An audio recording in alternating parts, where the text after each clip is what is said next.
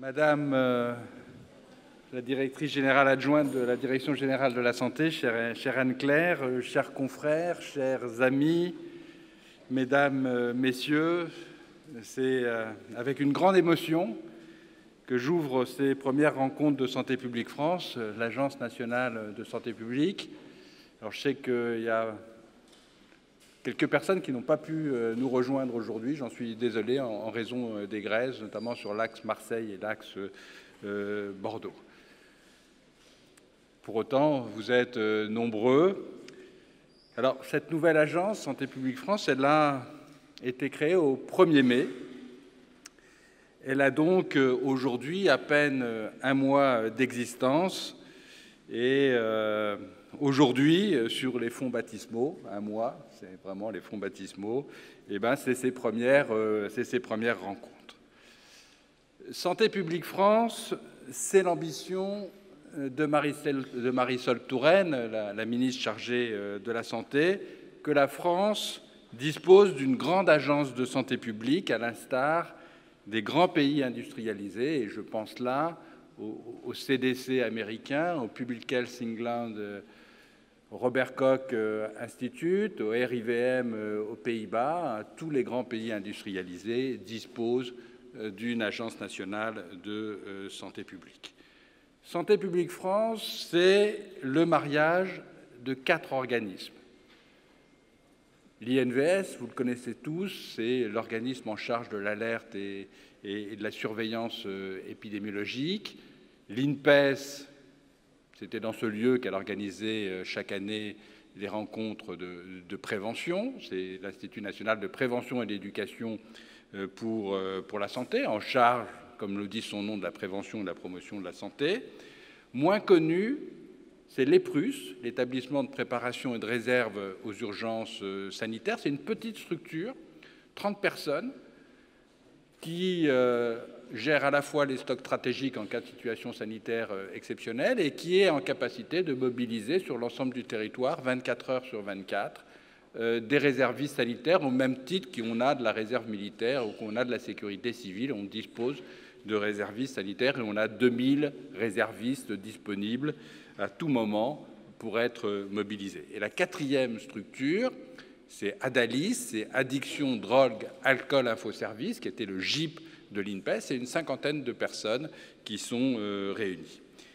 Et ceux qui m'ont connu au temps de ma présidence de la Société française de santé publique se souviennent probablement que j'ai toujours voulu rapprocher les différentes familles de la santé publique, de les marier, et je tiens à remercier Marisol Touraine de m'avoir donné cette opportunité et sa confiance pendant 20 mois de préfiguration pour effectuer cette fameuse fusion qui aboutit aujourd'hui à la création de Santé publique France. Santé publique France, c'est une agence au service des populations, dont les missions sont de connaître, expliquer, protéger et promouvoir l'état de santé de la population. Et c'est d'ailleurs la définition que je donne de la santé publique dans le traité de la santé publique. Et qui doit être aussi capable d'intervenir en cas de crise sanitaire. En d'autres termes, Santé publique France assure la veille sur les risques sanitaires et nous devons être en capacité de lancer l'alerte. Et la dernière grande alerte que nous avons lancée, c'est l'alerte du Zika, et nous avons été en capacité d'identifier dès décembre les premiers cas de Zika en Martinique et en Guyane, de mettre en place la surveillance épidémiologique et de permettre ainsi à la Direction générale de la santé et aux ARS de prendre les mesures de gestion nécessaires. Santé publique France, c'est de la surveillance épidémiologique, surveillance par pathologie, surveillance par population. Et sur le champ de la prévention, promotion de la santé, nous faisons bien sûr ces activités, y compris la réduction des risques. Et j'ai vu avec beaucoup de plaisir que cette mission est dorénavant en toutes lettres dans les missions de Santé publique France. Et puis c'est, comme je l'ai dit, répondre aux menaces, alertes et crises sanitaires. Elles sont nombreuses, et les dernières en date, c'est dans les départements français d'Amérique pour faire face à l'épidémie de Zika, dont vous connaissez la gravité avec les malformations congénitales, mais c'est aussi dans le département de Mayotte, où l'afflux très important de migrants pose des problèmes à l'hôpital, et en particulier aux maternités. Et aujourd'hui, c'est quasiment les sages-femmes, les professionnels les plus mobilisés dans le champ. Alors, Santé publique France, c'est la dernière née des agences sanitaires, qui permet à la Direction générale de la santé d'avoir autour d'elle un dispositif d'expertise et de sécurité sanitaire complet. Pour ne citer que les plus importantes, sur les médicaments et produits de santé, c'est l'ANSM, pour les risques, c'est l'ANSES, et pour les pratiques professionnelles, c'est la Haute Autorité de Santé, même si ce n'est pas une agence, c'est une autorité indépendante, mais ce qui fait une répartition avec Santé publique France, l'agence des populations, relativement équilibrée en termes d'expertise autour de la Direction générale de la santé. Alors, pour vous donner une idée de ce que représente aujourd'hui Santé publique France, c'est une agence qui dispose de 192 millions d'euros de budget annuel, qui dispose de 625 agents et de 15 délégations territoriales, car elle dispose, et c'est une des particularités de cette agence sanitaire, d'une CIR, d'une cellule d'intervention en région, dans l'ensemble des ARS, donc les 13 ARS métropolitaines, et une en Antilles-Guyane et une en océan Indien. Santé publique France, c'est une agence d'expertise qui s'appuie sur un fonctionnement en réseau et le travail en partenariat. Et ce n'est pas pour rien que l'INVS s'appelait avant le Réseau national de santé publique. Le Réseau national de santé publique, il s'est construit effectivement autour des acteurs de l'épidémiologie et qu'il doit dorénavant s'ouvrir à l'ensemble des acteurs en charge de la prévention et de la promotion de la santé. Cet esprit d'ouverture, nous le créerons à travers le Réseau national de santé publique. Et bien entendu, ceux qui ont lu le rapport de préfiguration, je serai extrêmement attentif que nous franchissions très clairement la marche de la démocratie en santé et que cette nouvelle agence s'ouvre aux parties prenantes et à la société civile, et en particulier leur représentation sera assurée dans l'ensemble de nos instances et nous créerons un comité d'orientation et de dialogue dans ce sens. Santé publique France, c'est un programme de travail construit autour de 5 axes. 5 axes, 30 programmes. Le premier axe, c'est l'axe déterminant, car il nous faut traiter les principaux déterminants de la santé. Je pense au tabac, je pense à l'alcool, je pense aux drogues, à la nutrition, à la santé sexuelle, à la santé mentale. C'est un axe population. Et nous avons des unités aujourd'hui qui traitent de l'ensemble des questions relatives aux différents âges de la vie. C'est un axe pathologie, essentiellement sur la surveillance, mais nous devons surveiller les maladies les plus importantes, les maladies les plus graves et les maladies les plus menaçantes, et je pense en particulier aux risques d'épidémie. Santé publique France est un axe territoire, et on souhaite pouvoir assumer nos missions sur l'ensemble du territoire, en particulier sur les Outre-mer, et nous avons un programme dédié aux Outre-mer, de manière à essayer, autant que faire se peut, de réduire les inégalités sociales de santé très fortes dans ces territoires ultramarins.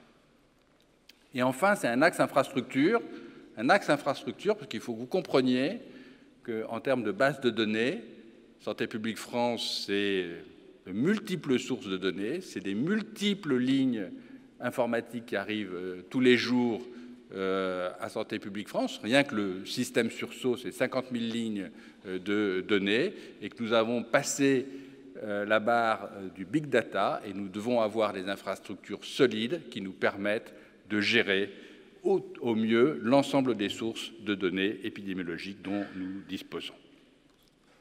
Enfin, Santé publique France, et c'était l'idée de la ministre, c'est d'avoir une approche intégrée basée sur un continuum d'action. Et l'épidémie de Zika, lorsqu'on la regarde, est particulièrement éclairante dans ce domaine. Donc j'ai dit tout à l'heure que nous avions lancé l'alerte à partir du mois de décembre. Nous avons bien entendu immédiatement mis en place ce système épidémiologique, mais nous avons dû en construire un nouveau, car le fait qu'il y ait des malformations congénitales nous a obligés de mettre un système de surveillance des malformations congénitales dans l'ensemble des départements français d'Amérique. Nous avons beaucoup mobilisé les professionnels de l'ex-INPES, de la prévention-promotion de la santé, pour construire des messages au plus près des populations, en lien avec les agences régionales de santé, et pour construire les messages à destination des professionnels de santé à travers les repères pour sa pratique, qui sont des documents clairs, synthétiques et qui permettent à tout un chacun de comprendre l'action publique et d'agir et de décliner au mieux les recommandations. Je pourrais prendre aussi l'exemple du tabac comme un bon exemple de continuum entre les agents qui sont en charge de la surveillance et les agents qui sont en charge de l'épidémiologie. Nous avons besoin dans ce champ d'épidémiologie des comportements pour savoir combien nous avons de fumeurs. Qui fume? Est-ce que c'est plutôt les jeunes? Est-ce que c'est plutôt les anciens? Est-ce que c'est plutôt les femmes? Nous avons besoin de connaître les fractions attribuables de maladies liées au tabac, en termes de maladies cardiovasculaires, en termes de cancer, et de pouvoir donner régulièrement ces informations parce qu'elles témoignent d'une certaine façon de l'évaluation de la politique publique dans ce sens. Et vous savez que la lutte contre le tabagisme, c'est une dimension très fortement portée par la ministre de la Santé et par la Direction générale de la Santé à travers le programme national de réduction du tabagisme. Accrochés à ces données, nous développons, en fonction des perceptions et des attitudes de la population, des messages, des campagnes qui doivent permettre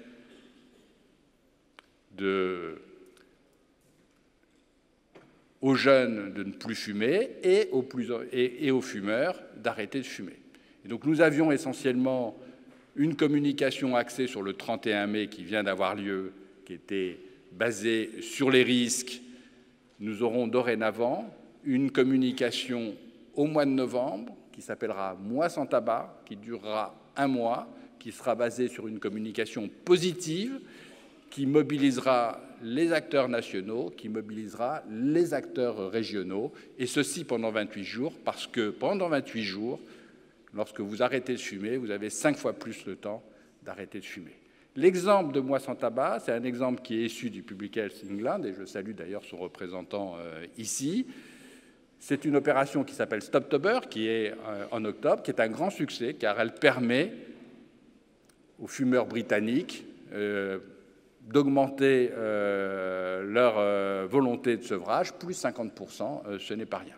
L'idée derrière, c'est aussi, à travers des exemples étrangers particulièrement probants, de développer en France, dans notre pays, des actions efficaces. Donc, merci à Madame la Ministre, merci à la Direction générale de la Santé, à Benoît Vallée et à toutes ses équipes pour leur soutien pour la création de l'Agence nationale de santé publique. Merci aussi à l'ensemble de ces agents, car la démarche qui a été entreprise pendant 20 mois de préfiguration a été une démarche extrêmement participative et sans le support de l'ensemble des professionnels de santé des 4 agences, je n'aurais pas pu proposer à la ministre cette belle agence. Merci aussi à tous les organisateurs qui, au sein du comité d'organisation, ont transformé les journées de la prévention en les premières rencontres de Santé publique France. Je pense à Jean-Claude Desenclos, à Pierre Arvidsson, à David Heard et à toute l'équipe de la direction de la communication, en particulier Fabienne Thomas et Maïka Cracher-Solomon, pour leur engagement et leur travail. Ces rencontres, ce sont les vôtres. C'est bien vous sur le terrain, partout sur le territoire français, qui faites vivre les actions et les projets et contribuez ainsi à réaliser nos ambitions communes en santé publique. Alors j'ai voulu que ces journées de prévention organisées depuis 2005 par l'INPES deviennent les rencontres de Santé publique France, parce que ce lieu historique dans lequel nous avons tous appris la médecine, pour au moins les médecins, qui est magnifiquement situé, est un lieu qui permet de vous accueillir tous. Il y a à peu près 1200 inscrits aujourd'hui et d'avoir un certain nombre de sessions parallèles.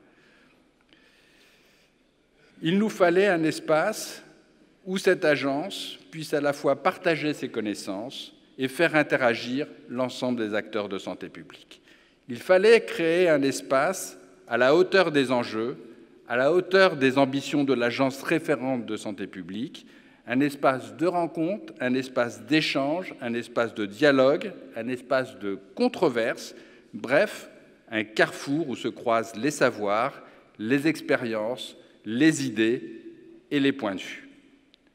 Désormais, lors de ces rencontres, tous les métiers, tous les enjeux de la santé publique seront abordés, de la santé à l'école à celle des personnes âgées, de la résistance aux antibiotiques à l'hésitation vaccinale, des réseaux sociaux au big data, des inégalités sociales aux questions territoriales, de l'anthropologie au marketing. J'ai souhaité aussi qu'il y ait des sessions ouvertes au dialogue avec la société, pour souligner que nous sommes à l'écoute des enjeux et non dans une logique descendante institutionnelle. Nous inaugurerons cette année, pour la première fois, un nouveau type de session, celui des controverses. Les comprendre pour mieux agir, avec un approfondissement de deux débats très médiatisés, celui de la e-cigarette et celui des ondes électromagnétiques. Enfin, j'ai souhaité que tout le monde puisse nous suivre et réagir en direct sur Twitter, grâce au hashtag Santé publique France, trait d'union entre le savoir qui se cultive dans les murs de la faculté de médecine des Saints-Pères, lieu historique de la transmission des connaissances, et le monde de demain, participatif, interactif, instantané, dans lequel s'inscrit résolument Santé publique France. Merci, je vous souhaite de très belles rencontres et je passe la parole à Madame Anne-Claire Amproux, directrice générale adjointe de la Direction générale de la santé.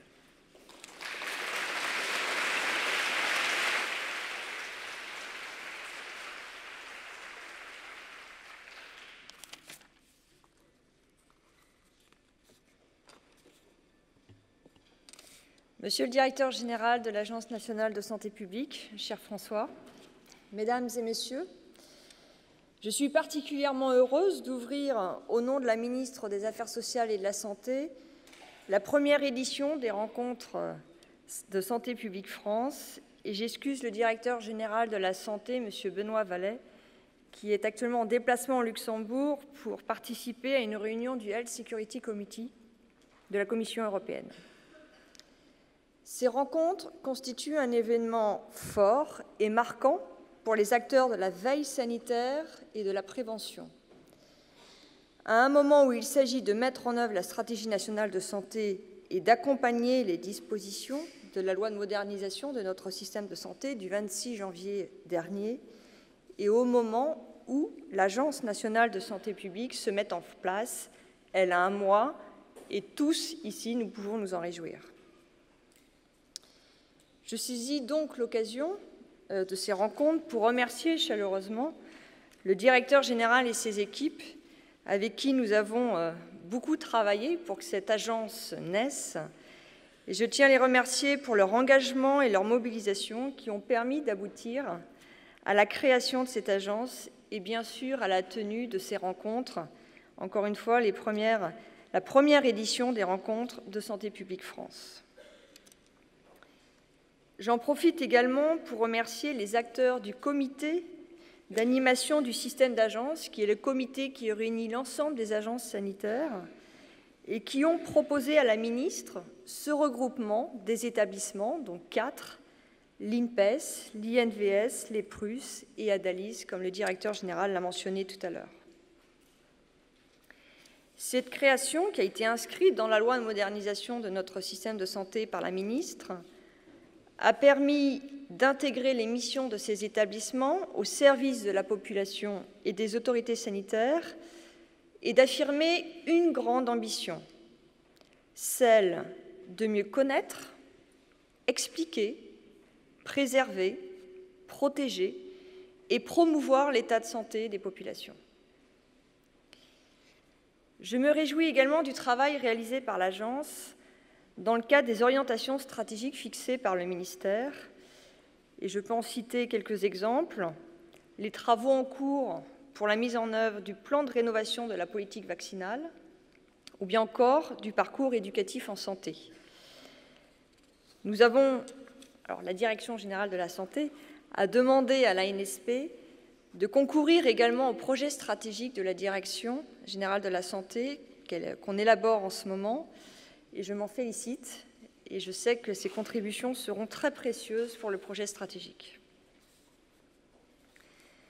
Comme vous le savez, le renforcement de la prévention est au cœur des priorités de la stratégie nationale de santé, et la nouvelle Agence nationale de santé publique a un rôle majeur dans ce domaine, et vous l'avez mentionné tout à l'heure. Tout d'abord, nous avons une des espérances de vie parmi les plus longues dans le monde, et en même temps, un niveau de mortalité prématurée évitable particulièrement élevé. Les inégalités sociales et territoriales de santé persistent, voire s'aggravent, en matière notamment de maladies chroniques. S'ajoute l'augmentation des difficultés d'accès à certains services de santé et du renoncement aux soins, parfois pour des raisons financières. Il s'agit également de prendre en compte l'impact économique de la santé et des interventions qui visent à la préserver ou à la restaurer, alors que le niveau de dépenses de santé reste élevé, difficile à maîtriser, et cette tendance devrait même s'accentuer en raison notamment du vieillissement de la population, du contexte économique et d'un système de santé qui aujourd'hui reste encore très axé sur le curatif et sans doute insuffisamment développé dans le domaine de la prévention. Et ce sera d'ailleurs tout l'objet du projet stratégique de la Direction générale de la santé. Enfin, l'efficacité de la mise en œuvre des mesures de prévention est conditionnée par leur adaptation aux caractéristiques spécifiques des territoires et des publics concernés, et aussi par la coordination des interventions des différents acteurs, qu'ils soient sanitaires ou sociaux. Et elle est également conditionnée par l'adhésion des populations et des patients aux interventions proposées, et à cet égard, le renforcement de la démocratie sanitaire, qui est une autre priorité de la stratégie nationale de santé, est un levier déterminant, et je me réjouis d'entendre que cette préoccupation sera prise en compte par l'Agence nationale de santé publique. Devant ces constats, la création de l'ANSP est une opportunité unique pour répondre à l'ensemble de ces enjeux de santé que je viens de citer, parce qu'on constitue un centre de référence et d'excellence fondé sur une expertise et une parole scientifique incontestable, en lien avec la recherche, et comme vous l'avez dit, Monsieur le Directeur général, à l'image des Centers for Disease Control ou encore du Public Health England ou de l'Institut national de santé publique du Québec. La ligne de force de votre agence, elle est construite autour de l'axe populationnel, ce qui d'ailleurs permet de la différencier des autres agences sanitaires qui sont complémentaires. Certaines sont chargées des produits, c'est par exemple l'Agence du médicament, l'ANSM, des risques, l'ANSES, ou des pratiques, la HAS, vous les avez cités tout à l'heure. Et l'ambition portée notamment par l'Agence nationale de santé publique est bien d'être au service des populations sur l'ensemble du champ sanitaire, de la production de connaissances à l'action de prévention ou en réponse à une situation sanitaire de crise. Comme vous l'avez mentionné tout à l'heure, l'exemple Zika est une belle illustration de l'intervention de l'agence.